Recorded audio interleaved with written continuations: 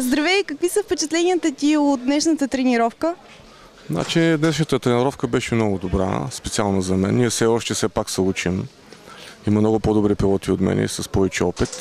Колата уточняваме за трети сезон вече. Трасето е добро, организаторите са направили добра организация.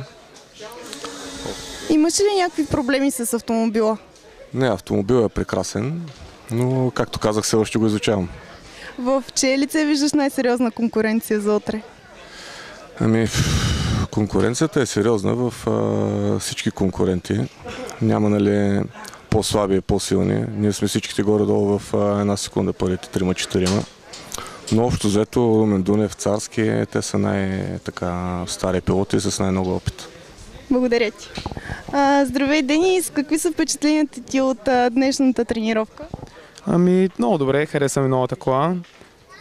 Както виждате, преминахме и на 4x4. Има малко технически проблеми, но се надявам за състезанието всичко да е окей. Притеснява ли те конкуренцията? Не ме притеснява. Аз просто искам да свикна с колата и като цяло първото ми състезание е учебно за мен. Какъв е плана за утре? Давам всичко от себе си, пък каквото ще да става. Благодаря ти. На писта Търново се натъкнахме и на Владимир Арабаджиев. Здравей! С интерес ли наблюдава днешната тренировка и какво можеш да коментираш за нея? Да, много е интересно. Сега тези нови правила, които са въвели от Българската автомобилна федерация, са много интересни, защото колите наистина са много атрактивни, много мощни и това прави по-голям интерес за публиката, според мен. И така, наистина е интересно, не е безинтересно. Впечатли ли те някой автомобил или пилот конкретно? Всички автомобили, всички пилоти според мен са така на нужното ниво. За съжаление нямаме така необходимото трасе, още което да е на нужното ниво. Всички хора, които се опитват да направят нещо, заслужават уважение. Се надявам, че в бъдеще в България ще имаме една така наистина професионална писта автомобилна, която и да е обезопасена, за да може да се провеждат наистина още по-атрактивни състезания. Мислил ли си някога да участваш в български шампионат? Не за сега, нямам такова намерение. Благодаря ти. В българския пистов шампионат се включи един много атрактивен автомобил, а именно това BMW, който се намира зад нас. До мен и човека, който го управлява. Здравей, Росене! Какви са впечатленията ти от автомобила, който кара и конкурентен ли е той на останалите в нашия шампионат? Всички знаят, че категорично на събраните тук автомобили този автомобил не е конкурентен по простата причина, че е с задно предаване. Но пък от друга гледна точка ние държим на нашите принципи. Както знаете, ние сме представители на BMW за Русе и в никакъв случай няма да се им да караме Mitsubishi. Трудно ли беше с този автомобил по трасето? Винаги е много трудно, защото с 4 задвижващи колелета сцеплението е съвсем различно в завоите, а тази писта в Търново, за съжаление, е по-скоро прилича на малко офроуд, отколкото на истинска писта. Принципно силата на този автомобил е на истинските трасета, каквито са в Серес, да кажем, както беше миналата година. Но ние нямаме избор, трябва да сме с BMW. Така че... За утре какъв е плана? За утре плана е да завършим и да поставим началото на този сезон. Автомобилът е изцяло променен, с съвсем нова аеродинамика и концепция, много по-лекотен. И за нас е важно да завършим. Днес имахме много големи проблеми с спирачките. На моменти направо ги нямаше.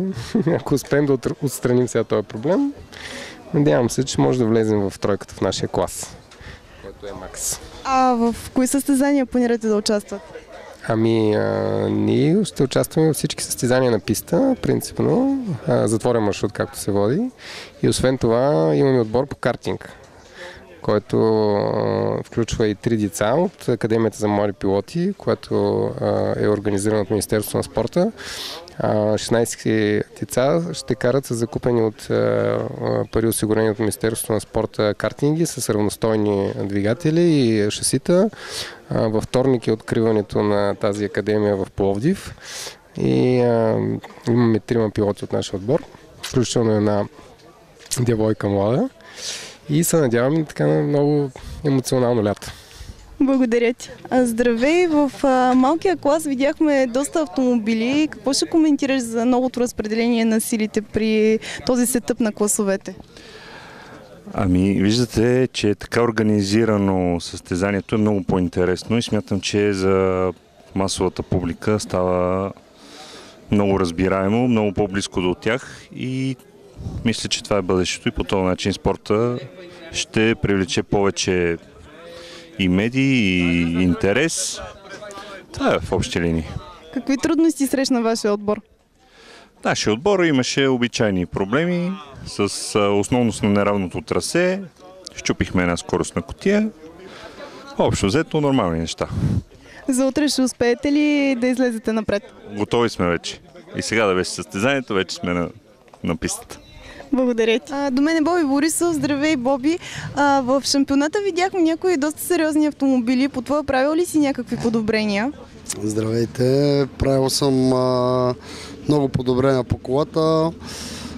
Доволен съм до момента. Предполагам, че от другата писта ще видите същата кола, но с много по-силна. Иначе общо взето като шампионат в момента ми харесва. Много силни коли. Силна конкуренция. Това, което аз искам. Като цяло, имаше ли някакви проблеми през днешния ден? Като проблеми не, но такива, как да го кажа, просто не ми пристигнаха всички части, новата турбина, новите спирачки за колата и просто караме в стария вариант, който е миналогодишния, но другия път ще го оправим. Тоест за утре ще караш в този вариант? В този вариант ще карам, поне ще пробвам да радвам публиката. Благодаря ти.